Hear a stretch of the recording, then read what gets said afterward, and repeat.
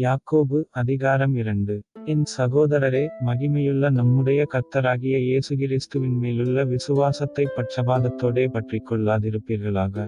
ஏனெனில் பொன்மோதிரமும் மினுக்குள்ள வஸ்திரமும் தரித்திருக்கிற ஒரு மனுஷனும் கந்தையான வஸ்திரம் தரித்திருக்கிற ஒரு தரித்திரனும் உங்கள் ஆலயத்தில் வரும்போது, மினுக்குள்ள வஸ்திரந்தரித்தவனைக் கண்ணோக்கி, நீர் இந்த நல்ல இடத்தில் உட்காரும் என்றும், தரித்திரனை பார்த்து, நீ அங்கே நில்லு, அல்லது இங்கே என் பாதபடியண்டையிலே உட்காரு என்றும் நீங்கள் சொன்னால், உங்களுக்குள்ளே பேதகம் பண்ணி தகாத சிந்தனைகளோடே நிதானிக்கிறவர்களாயிருப்பீர்களல்லவா.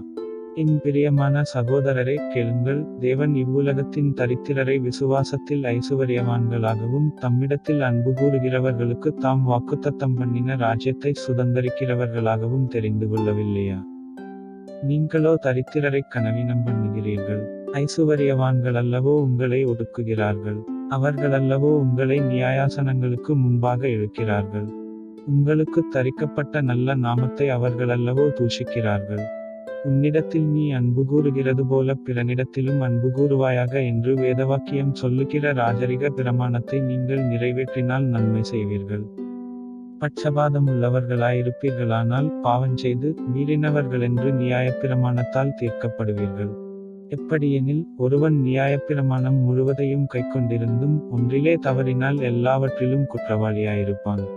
ஏனென்றால், விபசாரம் செய்யாதிருப்பாயாக என்று சொன்னவர் கொலை செய்யாதிருப்பாயாக என்றும் சொன்னார். ஆதலால், நீ விபசாரம் செய்யாமலிருந்தும் கொலை செய்தாயானால் நியாயப்பிரமாணத்தை மீறினவனாவாய்.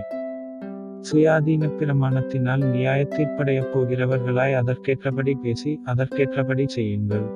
ஏனென்றால், இரக்கஞ்செய்யாதவனுக்கு இரக்கமில்லாத நியாயத்தீர்ப்பு கிடைக்கும். நியாயத்தீர்ப்புக்கு முன்பாக இரக்கம் மேன்மை பாராட்டும். என் சகோதரரே, ஒருவன் தனக்கு விசுவாசமுண்டென்று சொல்லியும் கிரியைகளில்லாதவனானால் அவனுக்குப் பிரயோஜனம் என்ன? அந்த விசுவாசம் அவனை இரட்சிக்குமா? ஒரு சகோதரனாவது சகோதரியாவது வஸ்திரமில்லாமலும் அனுதின ஆகாரமில்லாமலும் இருக்கும்போது, உங்களில் ஒருவன் அவர்களை நோக்கி, நீங்கள் சமாதானத்தோடே போங்கள், குளிர்காய்ந்து பசியாருங்கள் என்று சொல்லியும் சரீரத்திற்கு வேண்டியவைகளை அவர்களுக்கு கொடாவிட்டால் பிரயோஜனம் என்ன? அப்படியே விசுவாசமும் கிரியைகளில்லாதிருந்தால் தன்னிலேதானே செத்ததாயிருக்கும். ஒருவன், உனக்கு விசுவாசமுண்டு, எனக்கு கிரியைகளுண்டு, கிரியைகளில்லாமல் உன் விசுவாசத்தை எனக்குக் காண்பி, நான் என் விசுவாசத்தை என் கிரியைகளினாலே உனக்குக் காண்பிப்பேன் என்பானே. தேவன் ஒருவர் உண்டென்று விசுவாசிக்கிறாய், அப்படிச் செய்கிறது நல்லதுதான். பிசாசுகளும் விசுவாசித்து நடுங்குகின்றன. வீணான மனுஷனே, கிரியைகளில்லாத விசுவாசம் செத்ததென்று நீ அறிய வேண்டுமோ? நம்முடைய பிதாவாகிய ஆபிரகாம் தன் குமாரன் ஈசாக்கை பலிபீடத்தின் மேல் செலுத்தினபோது கிரியைகளினாலே அல்லவோ நீதிமானாக்கப்பட்டான். விசுவாசம் அவனுடைய கிரியைகளோடே கூட முயற்சி செய்து கிரியைகளினாலே விசுவாசம் பூரணப்பட்டதென்று காண்கிறாயே. அப்படியே ஆபிரகாம் தேவனை விசுவாசித்தான், அது அவனுக்கு நீதியாக எண்ணப்பட்டது என்கிற வேதவாக்கியம் நிறைவேறிற்று. அவன் தேவனுடைய சிநேகிதன் எண்ணப்பட்டான். ஆதலால், மனுஷன் விசுவாசத்தினாலே மாத்திரமல்ல கிரியைகளினாலேயும் நீதிமானாக்கப்படுகிறான் என்று நீங்கள் காண்கிறீர்களே. அந்தப்படி ராகாப் என்னும் வேசியும் தூதர்களை ஏற்றுக்கொண்டு வேறுவழியாய் அனுப்பிவிட்டபோது கிரியைகளினாலே அல்லவோ நீதியுள்ளவளாக்கப்பட்டாள்.